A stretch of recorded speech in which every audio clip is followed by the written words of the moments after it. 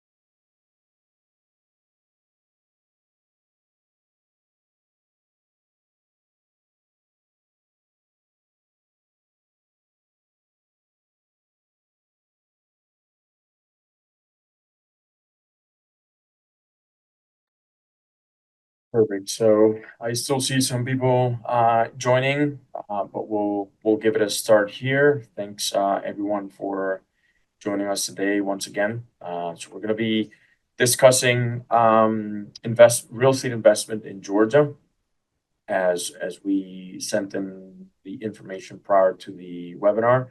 And we'll cover a few points regarding who we are, what we're doing, and our approach to investing, and how we've put together our fund and how we operate it. So once again, thank you so much for joining us, and here we go. Things we will cover today, and here just a few bullet points here. We'll talk about a little bit about the real estate market in general and recent insights about it. A little bit of intro about Apex Infinity Fund, and deeper diving into our investment strategies, the structure, what we believe about the main driver about the fund, which is a fixed return approach. And then we'll close it out with a little bit more overview about our track record and experience, and then open it up for questions. Feel free to put your questions as we go, if there are any. And then I'll make sure I keep an eye out on that. I'll be looking at this other screen to make sure I cover any of those as we go, or we'll open it up for questions towards the end also. About myself, I'm managing partner of Apex Development Group. I lead our finance efforts and finance team, as well as investor relations. Been in the States for a little bit over 10 years now, and come from a wide corporate experience in the investment and banking world. I've been with Apex since inception in 2017. And here we are, happy to share a little bit about our experience and what we're seeing out there. Hopefully, we can cover any questions or comments as we go.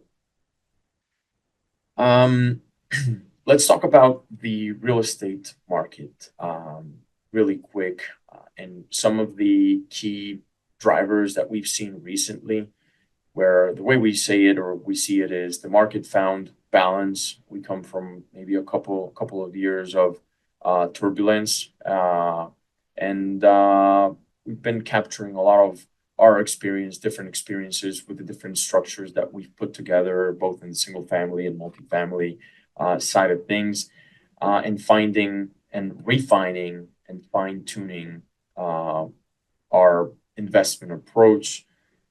And that's exactly how we got to Apex Infinity Fund and our current structure. So happy to go over those details. The way we see it is we come from a volatile environment, towards a more balance, and that's exactly where Apex performs best, finding ways to make it a lot more predictable for investors and a lot more hands-off, easier to navigate the real estate water. So a little bit of insight here. Core CPI cooled off from that 6.6% we saw in 2022 all the way down to closer to 3%, still shy of the goal that we're kind of targeting there, but we're definitely in a better trend. Mortgage rates starting to normalize, that 30-year rate getting closer to that 6%, hopefully with the rate cuts that we're foreseeing, through the rest of this year, getting more like into the fives. The 15-year is already in the mid fives. Housing supply recovery, that inventory getting closer to that increase of 30% year over year. Demographics, specifically in our market, which is Metro Atlanta, still solid population increase year after year in 2024, adding 60,000 plus residents to the market, which is always good. We're in general seeking population growth, income growth, and strong demographics and growth. So that's definitely a good metric to follow. And then the rental market starting to rebalance, seeing still solid demand thanks to that population growth. Rent growth still pretty steady, not a lot of growth recently, but that inventory, as we're starting to see some of that absorption, we're starting to see better metrics as we go. Not to stay too long there talking about macroeconomics and whatnot, but happy to get into more details of why Georgia. And I think this is one of the main points that we should cover here. In our case, as hopefully some of you guys already know, we're focused in the Metro Atlanta area. Some of the main drivers that we see in our market are, Atlanta being the 10th largest metro economy in the U.S. We kind of like surpassed the 6 million residents already. That median household income ranging that $85,000 mark, and then which takes us to that kind of like sixth median household income in the nation. So once we start seeing these kind of metrics, we find solid ground to keeping an eye on our market, and we believe that steady increase in these kind of metrics allow for a solid long-term approach to investing. Atlanta keeps or still is a economic powerhouse. It attracts a lot of talent and innovation. There's more than 55 colleges in our market. Corporate companies attracting and creating more jobs and making it a solid market to be in. More than 100,000 residents added in 2023 to the state, and as I mentioned already, more than 60,000 added to the Metro Atlanta area, which makes it interesting for us to continue our road within the market.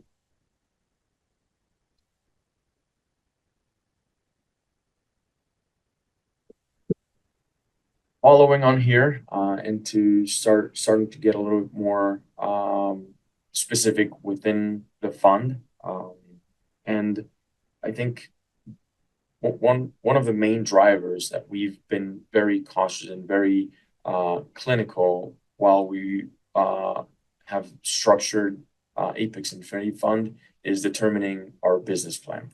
So what we're trying to do here and making sure we deliver is a fixed return, allowing for compounding opportunities or options within a diversified portfolio spread out between build to rent properties, built to sell properties, both of these within the single family asset class, and then multifamily assets, all of these across the Atlanta metro area.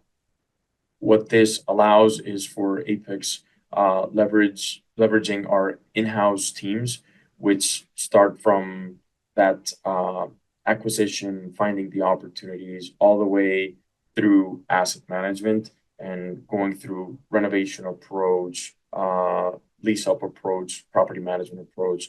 All these teams are in-house. We're trying to be as vertically integrated as possible, which allows us to have a lot more control of the portfolio. So we like to see these five, I guess, characteristics of the fund as the key characteristics. One, being able to generate cash flow from distributions, having a stable income and long-term capital appreciation as our investors have the opportunity to compound their returns and see a multiplying effect on that. Obviously, by deploying the equity and the investments in real estate, we have an inflation hedging and capital preservation in the long term. Obviously, as I mentioned, we have a diversified portfolio which mitigates risks and creates economies of scale. So our investors are not only targeting a specific property or a specific asset. By being within the fund, they have the opportunity to benefit from that diversification effect. And then it's an evergreen structure. What this means is there's no limit in terms of time frame for capital raising. It's an open-ended fund, so we can continue to receive investors as being part of the fund, which makes us or allows us the opportunity to grow as we go with no limit. To be a little bit more specific about the different asset classes that we incorporate within the fund, on the build to sell side, as I mentioned, this has to do with single family properties, which are built for sale. So this is a home building approach where we find lots where we can build a home for that next family wanting to buy their property. This strategy allows us to have shorter term investments with a lot more capital creation. Then we have multifamily properties, which usually we acquire existing properties with a value add approach where we renovate interior, exterior, increase rents, and allow for a stabilized cash flow generation as well as appreciation on the back end. And then on the BTR side, it's basically a portfolio of single family homes, which we built from scratch or ground up. And then instead of selling to the market, we rent to those that either prefer to rent instead of own their home, or they just want to graduate from that multifamily apartment complex scenario to some other property where they have a lot more privacy and usually a lot more room for their families. So we try to cover within the residential space the different types of properties and for the different types of appetites in the market. That way we have, as well as I was mentioning before, a diversified portfolio where we can benefit from the different types of assets out there available. All this within Metro Atlanta.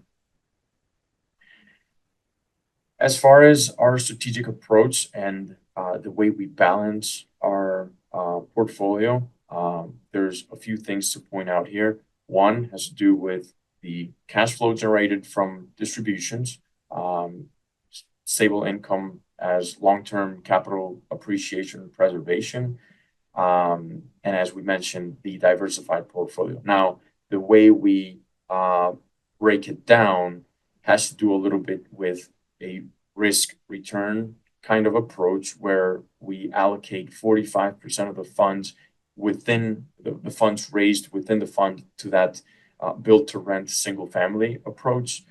We have a 15% allocation to the build to sell. So the home building approach has a smaller chunk just because there's a little bit more risk associated to that and there's a little bit more churn.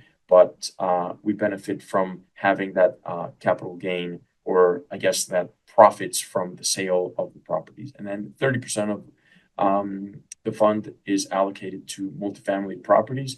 So another way to see it is we have 75% of the portfolio allocated to rental properties, split between multifamily and single family, and then 15% of that, of the portfolio goes to the build to sell or home building approach. Then the remaining 10%, we keep it as cash management or availability for distributions, for redemptions, or for any kind of situations where we need liquidity. That's more of a safeguard that we keep as a policy within the fund. Now, talking about returns and the different share classes, and I'll stay here a little bit longer just to make sure we cover the different options and the different alternatives that our investors have. And it basically varies according to the amount of funds invested, right? So there's a low minimum amount to get in, which is $25,000. And in that first range between 25,000 and 100,000, there's a 7% fixed return to the investor. And then we go up all the way to 10%, depending on the amount invested. So there's ranges between 100 to 400, from 400 to 700, 700 to a million, and then north of a million will be at 10% starting, without incorporating the compounding effect of reinvesting returns. Then there's two options in terms of distribution alternatives. Whether the investor wants what we call growth and income, this will incorporate a bi-yearly distribution of 50% of the return directly in cash, and the other 50% of the return goes as a reinvestment to have that compounding effect. So in that case, if the investor goes with the growth and income, and let's say that person invested $400,000 twice a year, and that happens February 28th and August 31st, they will receive the equivalent of 4.25 in cash. The other 4.25 will go as a reinvested amount, and having that compounding effect. Now, the other option is for those that don't need any kind of distribution. They'll go with the total growth model, which means 100% of their distributions or their profits are reinvested to have a stronger multiplying effect or compounding effect. What we look to offer here is flexibility, as it allows investors to choose if they want distribution in cash or not. And the other important factor here is there's only an 18-month lockup period. So after that 18-month mark, regardless of what happens with the portfolio, if there's a sale or not, investors can pull their funds out, either partially or totally, however they prefer. I'll take a question here. I think it's relevant since we were talking about the portfolio a minute ago. Question is, do you buy existing properties for your BTR class? In the single family approach, we don't at the moment. It's something that we have considered and we keep an eye out. At the moment, with the way we feel the market is moving, we prefer to do ground up, just because that maintenance component, starting off those first years, are a lot more manageable and limited, which allows us to have a lot more control on the expenses. But it's definitely something we continue to look at, and as long as it's a not too old of a property where we usually could potentially find deferred maintenance or higher maintenance expenses, then we'll keep our new construction approach for the BTR side. Moving on here, and just to share some um, comparables of other alternatives in the market out there. We try to compare Apex Infinity Fund with other fixed return alternatives. Obviously, this is this type of structure allows to have exposure to the real estate market, but the great benefit of it is you know exactly what you're getting. There's a fixed return, and you eliminate the guessing factor of potential higher returns, but also potential losses, as it sometimes happens in the real estate world. So in this case, we're comparing our fund with uh, other stocks, preferred stocks, which usually have some kind of preferred return, bonds, CDs, or treasury bonds, 10-year bonds, and whatnot. Um, this is assuming there's a compounding effect or a reinvestment approach. In our case, in an average investment of the Apex Infinity Fund, assuming it's a $100,000 in a 5-year range, there's an interesting delta between what other fixed return options out there can offer. So the way we see it is not necessarily to eliminate the exposure to a typical structure of a GP, LP, kind of like variable return or betting on the success of a specific project. It's more adding one more option or one more alternative for those looking for a little bit more of a safe, secure, and fixed return, still having an exposure on the real estate side of things. So we believe this is an interesting delta to keep an eye out whenever we are comparing ourselves to those CDs or fixed return options out there.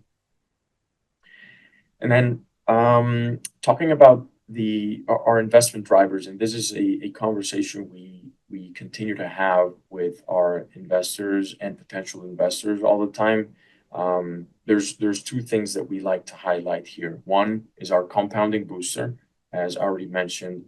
The more you reinvest in the fund, the faster your annual rate of return, or the ARR, is going to grow. And sometimes we get the question like, well, why can't we have like double-digit returns, as I usually see in other options out there whenever they're getting other offerings of invest in new construction or multifamily or whatnot. So I like to differentiate this once again. Our fund offers a fixed return, so you don't have that variable factor if you're going to hit the return, the targeted return or not. Here, it's a fixed return that you know you're getting. And then the compounding booster allows for you to have or get closer to those double digit without the risk, right? So let's just pick somebody that invests somewhere here in the middle, that 400, let's say it's $400,000, where the initial rate is 8.5%. And let's say that person decided to stay in the fund for 5 years. And let's say they chose to have some return. So they went with the growth and income option. That 8.5% turned out being more like almost 9.5%. And if they went with the total growth, so yes, no distribution for those 5 years. So let's say that would be similar to, let's say, a development investment somewhere else in a specific project where, let's say, you don't have that much diversification and there's a lot more risk. You don't have this, that person wouldn't have distributions throughout, but the compounding effect would take that 8.5% and turn it into almost 10.5%, in this case, 10.3%. So see, with the different options and alternatives available within the fund, you can still hit those double-digit returns depending on how much time you want to stay in the fund. The longer you stay, clearly, the better returns, annualized returns you would have. And the good thing also is you can add to your balance as you go. You can start wherever you want to start. And not only reinvest the profits, but you can also add more balance as you go. Those additions can go in $5,000 increments, so you don't have to go $25,000 at a time. You can go after you have your account, you can add $5,000 at a time. There's another question here, very interesting. We have that a lot, and it has to do with what's the exit term for investors. So that's one of the interesting features of Apex Infinity Fund, which allows a retirement after 18 months. So in other words, the lockup period is only 18 months, different from other investments where, let's say, it's a 3-year hold or a 5-year hold, 7-year hold. In this case, you have a lot more flexibility. And once again, when we were structuring the features and the characteristics of this fund, we took into account a lot of the experiences that we've had as investors, as well as experiences our investors have had with us with other projects, where we tried to combine that perfect balance between an easy access, that's where the $25,000 come from, a fixed return to eliminate that guessing factor and volatility, as well as flexibility in order to make it a lot more liquid than typical 3-year, 5-year, 7-year, or 10-year hold, either fund or specific investment. So that's why we have that 18-month period embedded there. Now, going to our track record and just making sure we share a little bit about our experience and what we have done in the past. I'll talk about our current portfolio as well as our realized portfolio or sold assets. And in short, Apex has been around for over 6 years, 7 years now.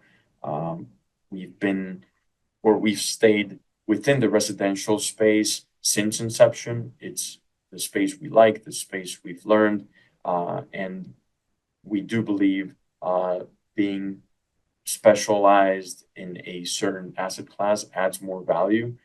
And then in our case, also specialized in this market, which we like, we know, we've learned about, and I guess one of our mottos is staying close to the asset, boots on the ground, and making sure we can be on site as fast as we can. So about our current portfolio, roughly $60 million in assets under management. 70% of that is multifamily. This is not all Apex Infinity Fund. This is in general Apex Development Group. 27% of that is single family. And this equates somewhere along the lines of $15 million in equity and a little bit more than 340 units under management.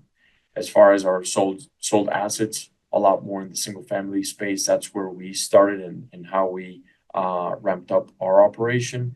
85% of that was single family, 15% of that was multifamily, equating to somewhere along the lines of 170 units and $7 million in equity. In terms of total portfolio, which is just a combination of these two, we're talking about north of $20 million in equity and 500 units under management that have gone through our operation so far. I'll take another question before we go to the next slide. This is a very interesting question about the regulation, and this is something I should have mentioned starting off, but just to clarify, our fund is a 506C within the SEC, so it's part of the Regulation D, and it goes with 506C. So this is specifically for accredited investors. That's the way we've structured the fund. And going back to our operation, talked about our track record, our experience, and going back to my comment about the vertical integration, I think this has turned out to be one of our competitive advantages. One thing has to do with our team structure in Colombia. Both my business partner and myself are originally from Colombia. We've put together a professional and great team uh, back there, who which helps us tremendously in our day-to-day operation, not only as a back office, but also on the development, design, and construction efforts. Um, then we have a dedicated finance management team. There's proven expertise in maintaining strong relationships with lenders and any other players in the game. We like to get straight to the originators, avoid any kind of brokers or any layers in between to make sure we get the most efficient structures possible.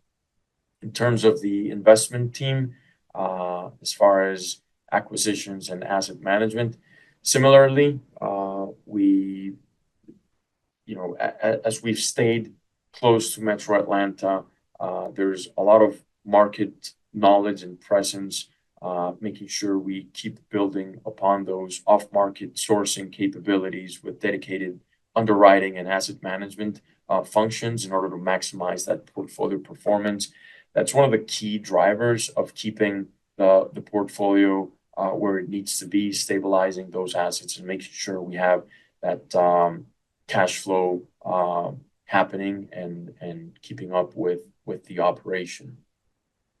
Quick note here, there's questions about if there's going to be a replay sent. Yes, we'll make sure we send the recording so that you can go over it, and if there's any follow-up questions, happy to cover those also.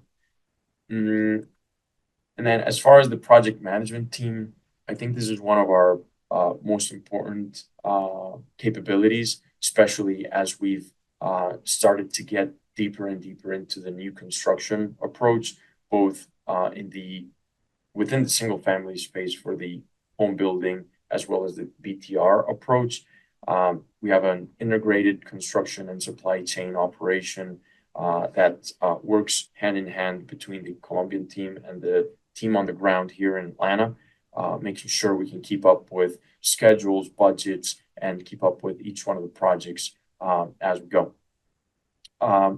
So in general terms, as we discussed, what we're looking to offer here with our fund is that hands-off approach, avoiding that 2 a.m. call on a Sunday with things to take care of.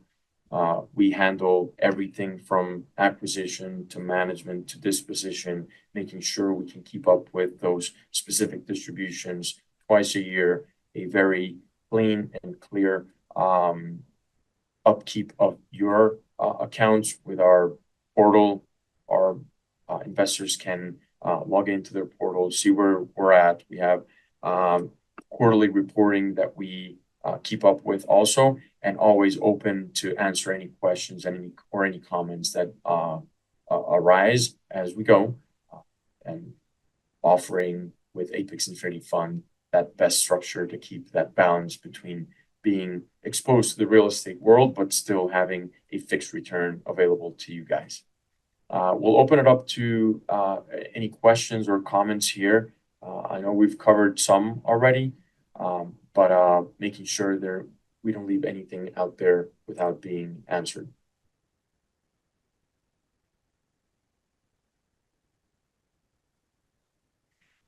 Okay, so another question out there is, how do I track my investment? I briefly mentioned it there, but we have a portal that we use with Invest Next. Not sure if you guys are familiar with it, but it's an integrated portal that's available on our website. Our investors have their login credentials there. You can not only keep up with the investment and see your balances, but also have access to reports of progress in the different projects that we're handling that we have within the portfolio, but also be able to communicate with our investor relations team in case there's any comments or questions, as well as have access to that yearly tax reporting documents that we provide to you guys. Then another question is, can I add more funds after my initial deposit? The answer to that is yes. Um, Similar to the flexibility that I was mentioning, one of the key components here is that initial investment, initial investment is $25,000. It doesn't mean that the next investment has to be that same amount. You can go in $5,000 increments to make it easier for you guys to add to your balance and to your existing account.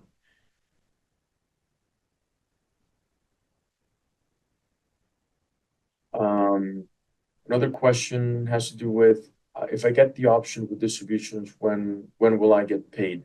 Um, so there's two things to clarify here. There's quarterly reporting. So every quarter we send reports of progress and status of the fund, and then the distributions happen twice a year. February 28th and August 31st for everyone.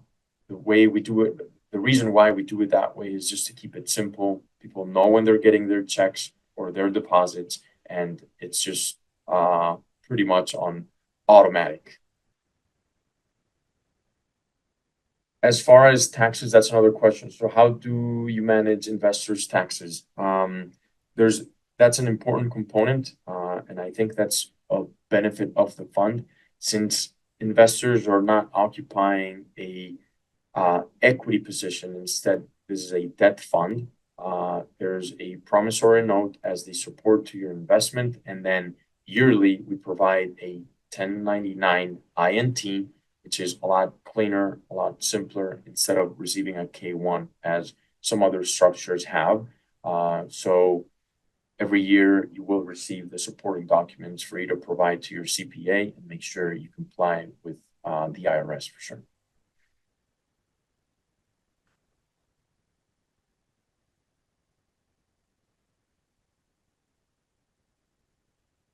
Um,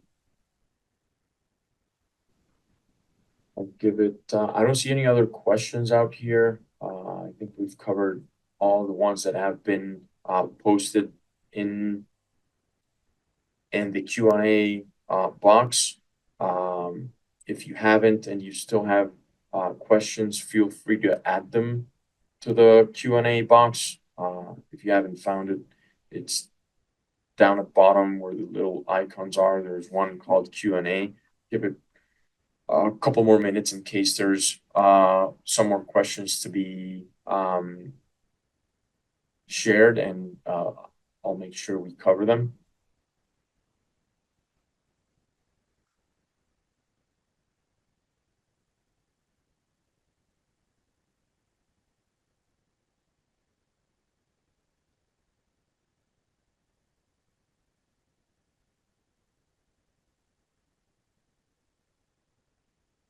See some typing there, so just give it a second there in case there's questions. Yep. So one more here came in. How do you ensure distributions are paid? This is a great question, and it's one that we cover a lot with other investors that sometimes are a little bit hesitant about the fixed return capability and how we make sure we actually comply with distributions. So there's two components to this. One has to do with the fact that we keep a percentage of the funds available in more liquid options. That doesn't mean that we just keep them sitting in the account, but it's usually either in a money market or a CD, something that we have readily available or available in the short term. That's one component. The second component, it's the fact that if you guys remember when we covered the distribution of the funds deployed, 15% of that goes to home building.